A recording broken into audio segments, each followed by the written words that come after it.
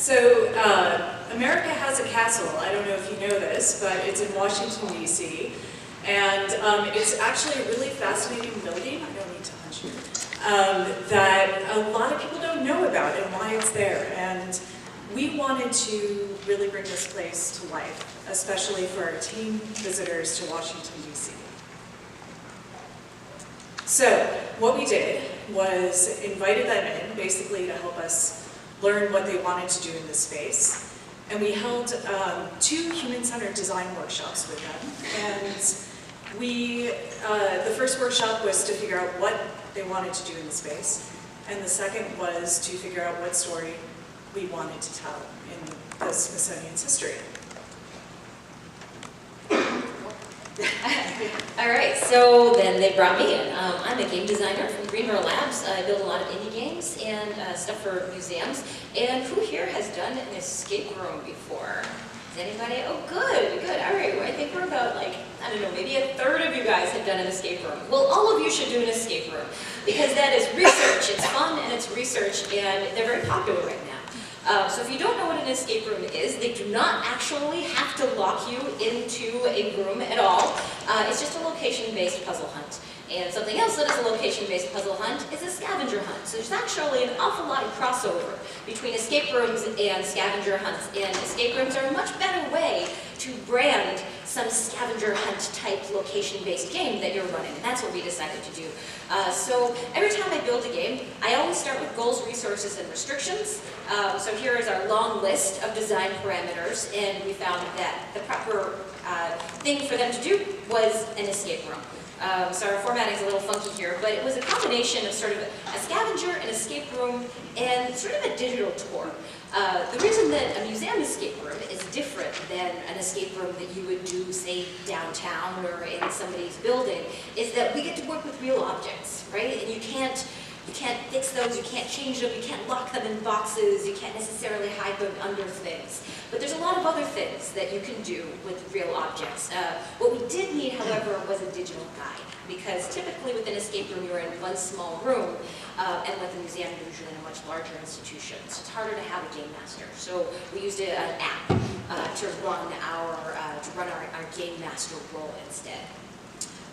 So we decided it was a digital physical game, so you did have a team guide that worked with you, and you also had an app that you carried around where you would plug in your mock answers. So you would essentially look under an exhibit, there would be a secret box, you open the box, there would be a puzzle in the box, you would have to overlay that puzzle on top of another exhibit, you'd find the answer, you'd plug that answer into the app, and then the guide was there to sort of help you along either way. It was a 60-minute game, and it was for 5 people each, and we ran, I think, 5 of a day.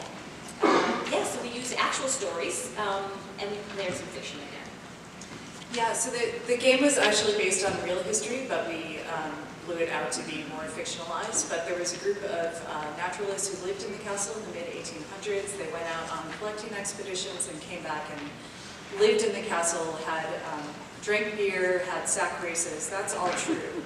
But we had to insert a dragon into the space. And they were hiding this dragon up in the halls of the castle.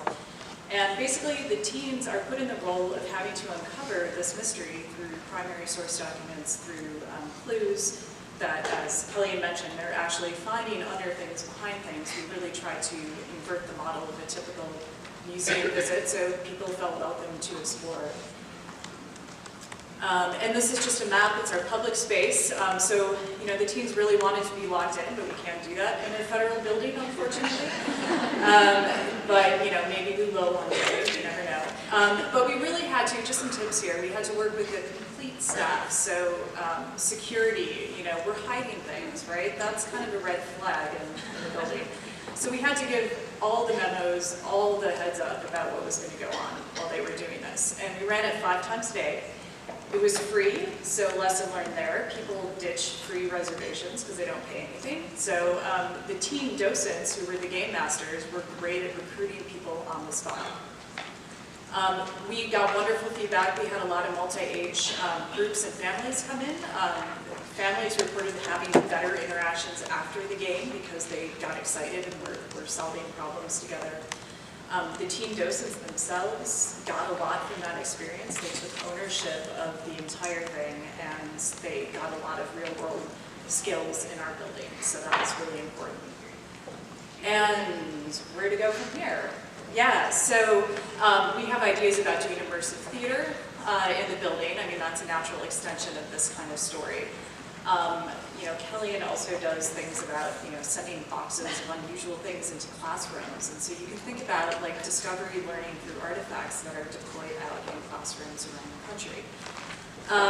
Other lessons learned: be flexible, go all in. We did this in France, which was crazy, but it actually worked because we had people there all the time telling us if we were doing it right or wrong. Yeah, I would say. My takeaways are antique shops are the best way to extend your budget. Magical objects that you can hide under things and they look really cool. Also, don't be afraid to ask for things. I was really shocked at what they let me do with that castle, actually. Like black lights. They let us use black lights. Who knew? So it never hurts to ask. The worst they can say is no. That's it. Come play.